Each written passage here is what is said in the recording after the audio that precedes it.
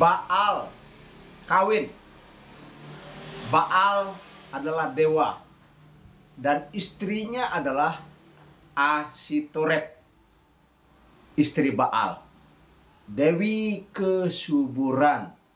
Saudaraku, bersama Yesus pasti merdeka. Pasti, pasti, pasti. Masih berkaitan dengan kemerdekaan. Kemerdekaan Kristen terutama. Saudara-saudara, Tuhan murka terhadap dosa dan segala kejahatan. Namun sayang kepada manusia berdosa. Terlebih Tuhan murka terhadap penyembah berhala.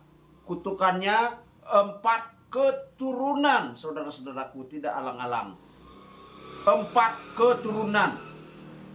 Dan kita membahas tentang kitab Hakim-Hakim, yaitu setiap orang melakukan apa yang benar, apa yang baik menurut pandangannya sendiri. Saudara dan saya jangan ya. Kita harus ikut aturan, ikut firman Tuhan, pedoman kehidupan kita, ikut undang-undang yang pemerintah sudah tetapkan bagi kita. Saudaraku, orang di kampung, kami di Kalimantan Barat berladang 3 kali saja atau 3 tahun berturut-turut. Setelah itu akan gersang. Misalnya menebang hutan tua. Dikerjakan tahun ini, tahun depan masih bisa. Tahun depannya lagi masih bisa. Lalu tahun yang keempat itu biasanya sudah tandus.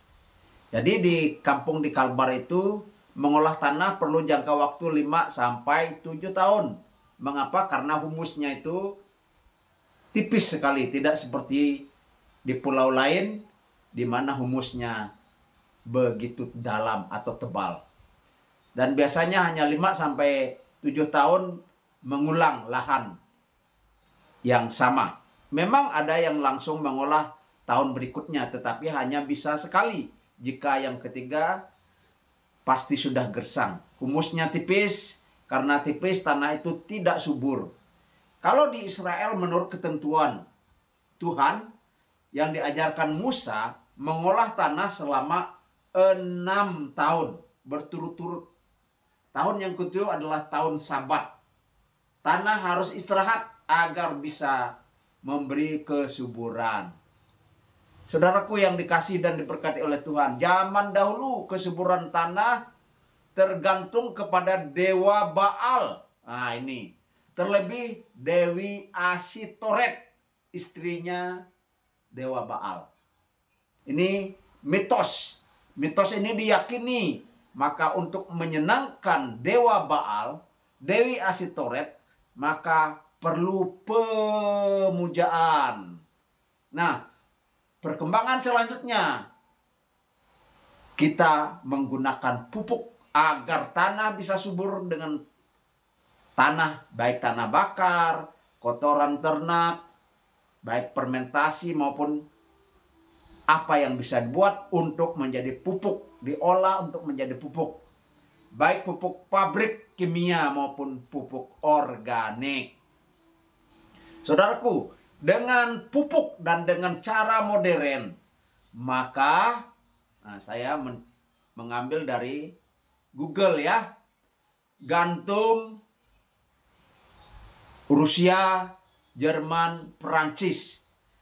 Ya, jagung Amerika peringkat 1, Tiongkok, kemudian Brasil. Kemudian beras Tiongkok, India, Indonesia. Sorghum Amerika Serikat, Meksiko, Nigeria. Gandum terigu Tiongkok, India, Amerika Serikat.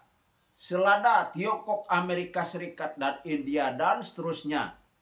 Itu adalah hasil bahan pertanian. Saudaraku, kitab Hakim-Hakim pasal 2 ayat 13-23, demikianlah firman Tuhan.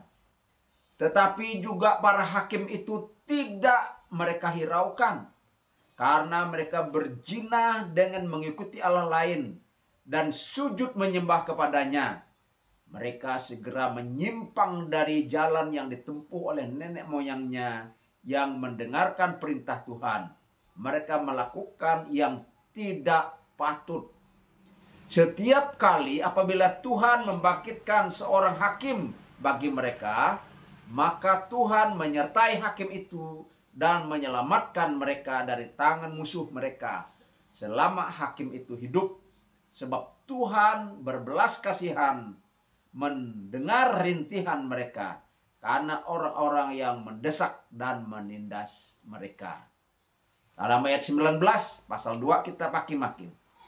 Tetapi apabila hakim itu mati, kembalilah mereka berlaku jahat, lebih jahat dari nenek moyang mereka, dengan mengikuti Allah lain, beribadah kepadanya, dan sujud menyembah kepadanya. Dalam hal apapun mereka tidak berhenti dengan perbuatan dan kelakuan mereka yang tegar hati itu.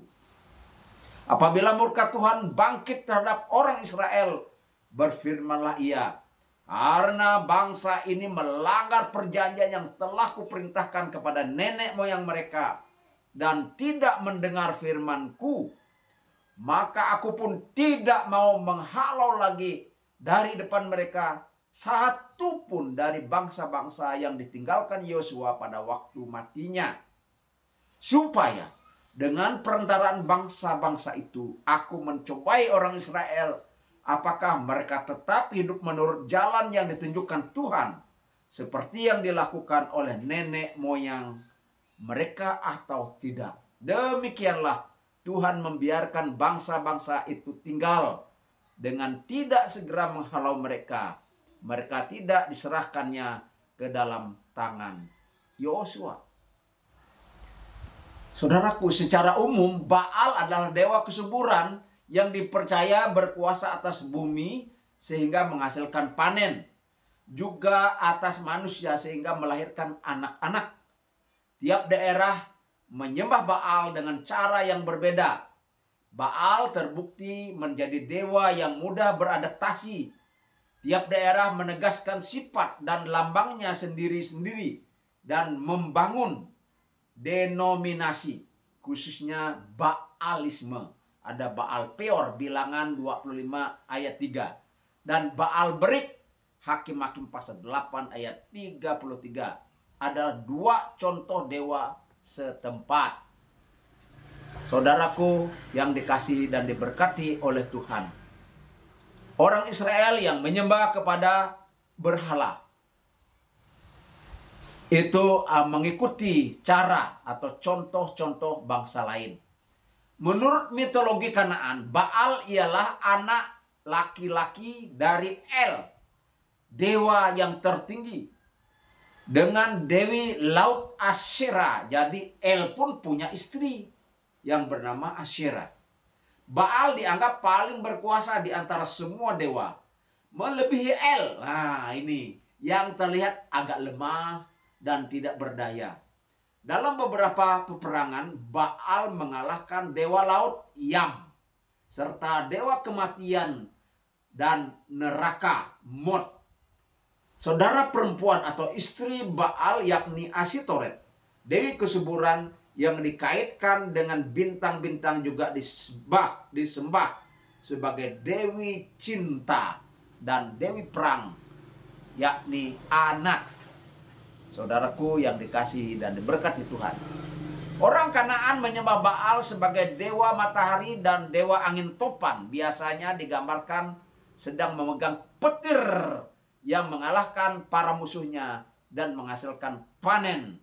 Mereka juga menyembahnya sebagai dewa kesuburan yang menciptakan anak-anak. Penyembahan Baal terkait erat dengan nafsu birahi, sehingga melibatkan ritual pelacur di dalam kuil. Nah, saudara, termasuk orang Israel pun kayak begitu. Ya. Di zaman setelah hakim-hakim pun, di zaman setelah raja-raja pun, orang Israel menyimpang dan mereka bahkan ada pelacuran di dalam bait suci. Setelah orang Israel merdeka, seharusnya mereka terus berharap kepada Tuhan. Nah, sekarang makna kemerdekaan bagi orang Kristen. Yesus memerdekakan setiap orang yang percaya kepada Yesus. Dulu dia adalah budak iblis, budak dosa. Setelah dimerdekakan Yesus, dia adalah anak-anak Allah, murid Yesus Kristus, pewaris kerajaan surga.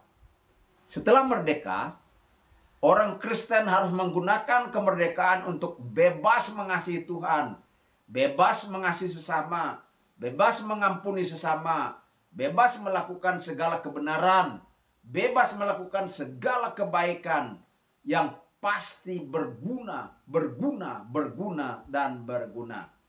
Tapi sebaliknya bebas menolak dosa, bebas menolak yang jahat, bebas memberi, dan suka memberi. Berbahagialah orang yang senang memberi daripada yang menerima.